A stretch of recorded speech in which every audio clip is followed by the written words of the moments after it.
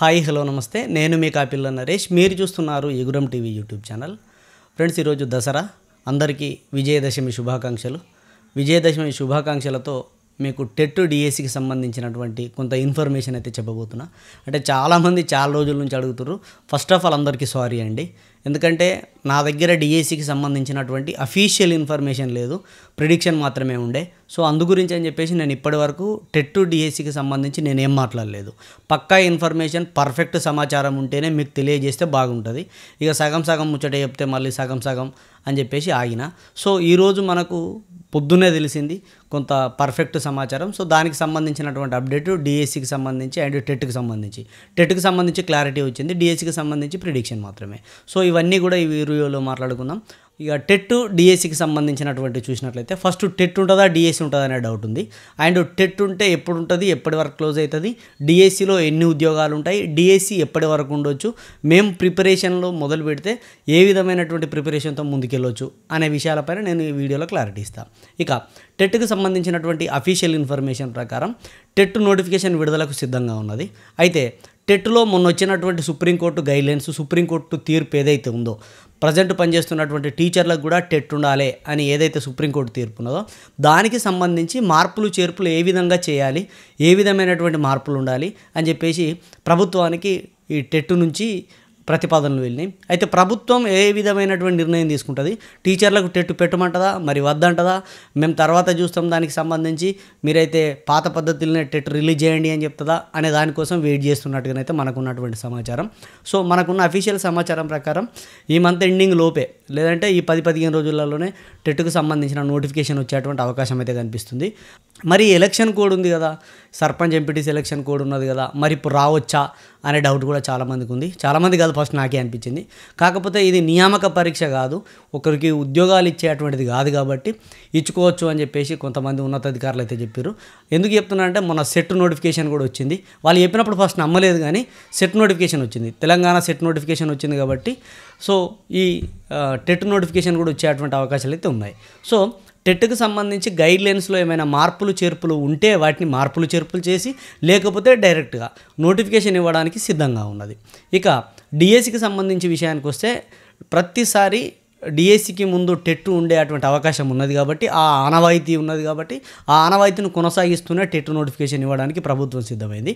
So ఇప్పుడు TET అయిపోయిన తర్వాత డిఎస్సి అని అంటే ఖచ్చితంగా వచ్చే సంవత్సరంకే డిఎస్సి వెళ్ళేటువంటి అవకాశాలు అయితే కనిపిస్తూ ఉన్నాయి. నాకు తెలిసి అయితే జనవరి, ఫిబ్రవరి, మార్చి ఆ ప్రాంతంలో మనకు నోటిఫికేషన్ ఇచ్చేటువంటి అవకాశం అయితే ఉన్నది. Depends on TET results. TET result ముందు డిఎస్సి నోటిఫికేషన్ ఇచ్చి టెట్ రిజల్ట్ రాగానే అప్లికేషన్లు స్టార్ట్ చేస్తాడు డిఎస్సి. సో దానికి దీనికి ఈజీగా ఉండేలాగా ఒక చైన్ సిస్టమ్ లాగా వెళ్ళిపోయేటువంటి అవకాశాలు అయితే ఉన్నాయి. సో కాబట్టి ఈసారి డిఎస్సిలో మంచి ఉద్యోగాలు ఉండేటువంటి అవకాశం ఉన్నది. 13,000 వరకు ఖాళీలు ఉన్నాయి. సో అప్పటి పరిస్థితుల ప్రకారం ఈ 13,000 ఖాళీలను ప్రభుత్వం దృష్టికి తీసుకెళ్తే ఆర్థిక శాఖ ఎన్నింటికి ఆమోదం ఇస్తుందో తెలుసుకొని ఆ ఆమోదించినటువంటి ఉద్యోగాలకు నోటిఫికేషన్ ఇచ్చే అవకాశాలు ఉన్నాయి. ఖాళీల సంఖ్య 13,000కు పైగా ఉన్నాయి.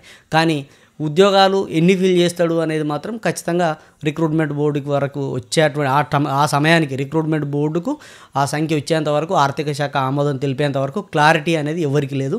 ప్రభుత్వం కూడా ఈరోజు కూడా చెప్పలేనటువంటి పరిస్థితి. నాకున్న అవగాహన మేరకు 10,000 నుంచి 11,000 వరకు గుర్తించవచ్చు అని అనుకుంటున్నా.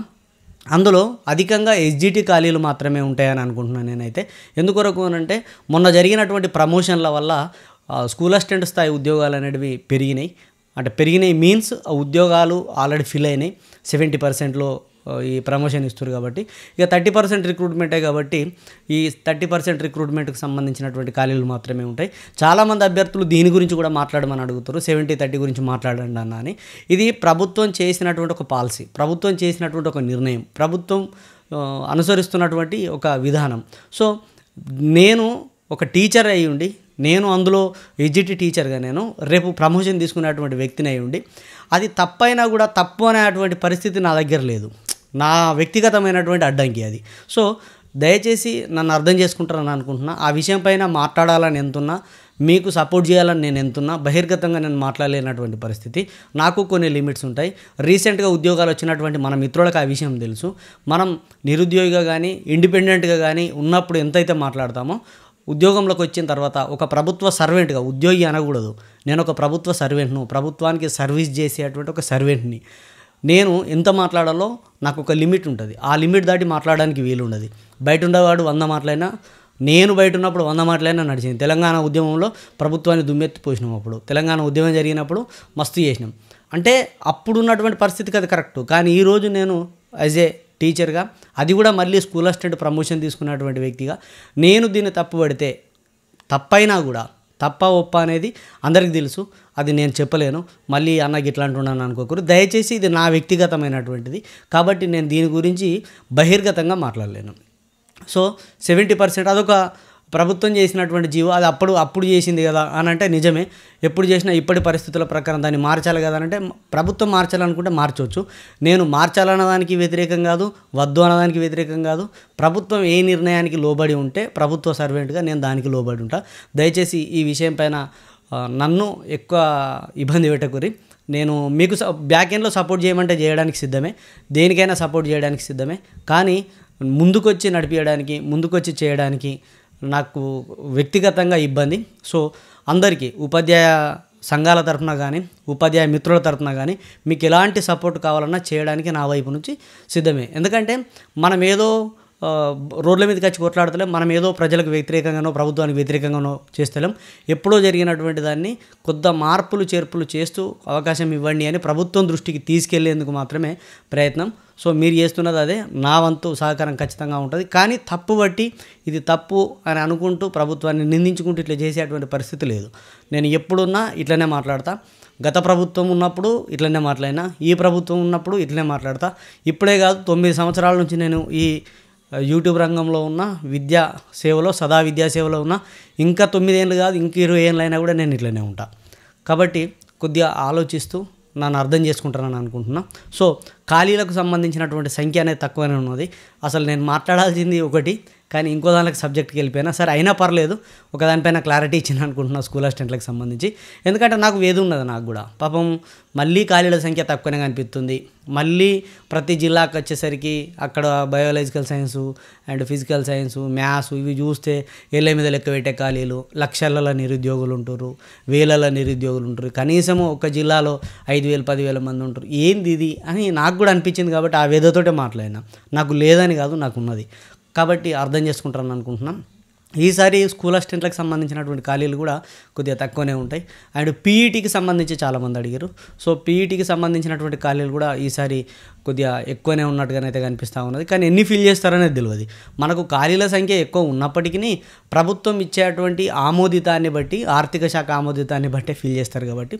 సో ఇది మొత్తం మీద జనవరి ఫిబ్రవరి టైంలో డిఎస్సికి సంబంధించినటువంటి అప్డేట్ వచ్చేటువంటి అవకాశం ఉంది. సో ఈ విషయాన్ని గుర్తెరిగి మీరు టెట్కు డిఎస్సికి రెండింటికి ప్రిపేర్ కావాలా, టెట్కు ప్రిపేర్ కావాలా, డిఎస్సికి ప్రిపేర్ కావాలా, ఒక అనాలిటికల్ వీడియో నేను సపరేట్గా చేస్తా. ఎవరు టెట్కు ప్రిపేర్ అయితే బాగుంటుంది, ఎవరు డిఎస్సికి ప్రిపేర్ అయితే బాగుంటుంది, ఏ వేలో వెళ్తే మనం 2026 డిఎస్సిని ఈజీగా క్రాక్ చేయొచ్చు నేను రాబోయేటువంటి వీడియోలలో తెలియజేస్తాను. మీ యొక్క అభిప్రాయాన్ని కూడా కామెంట్లో తెలియజేయండి. మీరు ఎట్లా కామెంట్ చేసినా కూడా నేను స్వీకరిస్తా. నేను మీ కుటుంబ సభ్యునే, మీరు నా కుటుంబ సభ్యులు. ఇగురం టీవీ అనే ఒక కుటుంబానికి మనమంతా సభ్యులం. మనం ఇక్కడ తన్నుకున్నా, గుద్దుకున్నా, కొట్లాడుకున్నా ఒకరి అభిప్రాయం ఒకరికి తెలిసేందుకే. మీరు అగ్రెసివ్గా మాట్లాడి మీరు కోపంతో తిడితే నేను ఆ తిట్టడానికి గల కారణం ఏంది, మీ వెనక బాధ ఏందని అర్థం చేసుకుంటా తప్ప నన్ను తిట్టిండు అని చెప్పేసి నేను మళ్ళీ ఏదో అట్టిగాను. ఎందుకంటే మీరు నాకు పగనా, నేను మీకు పగనా, మనకి ఎట్టక్కడ పంచాయతీలు ఉన్నాయా, లేకపోతే మనం ఎక్కడన్నా మీకు మాకేమన్నా లొల్లా కాదు కదా. మనకు ఉన్నటువంటి ఒక చిన్న సమాచారానికి సంబంధించినటువంటి ఒక అవగాహన కోసం మాట్లాడుకునే మాటలుగానే భావిస్తే నేను ఎట్టి పరిస్థితుల్లో నేను సీరియస్గా తీసుకోను. మీకు ఎట్లా అనిపించిందో అట్లా కామెంట్ చేయండి. మీకు పాజిటివ్ అనిపిస్తే పాజిటివ్, నెగిటివ్ అనిపిస్తే నెగిటివ్, ఎట్లా అనిపిస్తే అట్లా కామెంట్ చేయండి. అవి నాకు బూస్టింగ్ ఇస్తాయి.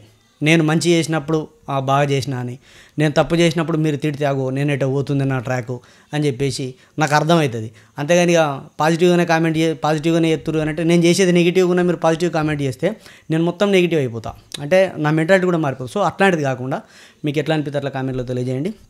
సో ఇది విజయదశమి సందర్భంగా మీతో ఒక చిన్న వీడియో పంచుకోవాలి, ఒక సమాచారంతో ఉండాలని చాలా చూసిన. దేవుని దయ వల్ల మంచి అప్డేట్ అయితే వచ్చింది టెట్కి సంబంధించి. సో టెట్కి సంబంధించి రాగానే ఆ సార్ని అడిగినప్పుడు డిఎస్సి కూడా దీని తర్వాత నేను నరేష్ కొద్దిగా టైం పడుతుంది అంటే సార్ నేను చెప్తా సార్ అఫీషియల్గా మరి అని అంటే పేర్లు ఏం చెప్పకుండా ఇట్లా జరుగుతుందని చెప్పొచ్చు అని అన్నారు. సో ఇది డిఎస్సి టెట్కి సంబంధించినటువంటి అప్డేటు. టెట్ ప్రిపరేషన్, డిఎస్సి ప్రిపరేషన్కి సంబంధించినటువంటి టిప్స్ అవన్నీ కూడా నేను మీకు తెలియజేసే ప్రయత్నం చేస్తాను. వీడియో నచ్చితే లైక్ చేయండి, మీ మిత్రులకు షేర్ చేయండి. ఇలాంటి అప్డేట్స్ కోసం మన ఛానల్ సబ్స్క్రైబ్ చేసుకొని పక్కన ఉండేటువంటి బెల్ బటన్ క్లిక్ చేయండి. సదా విద్యాసేవలో ఈగురం TV YouTube channel. Thank you everyone.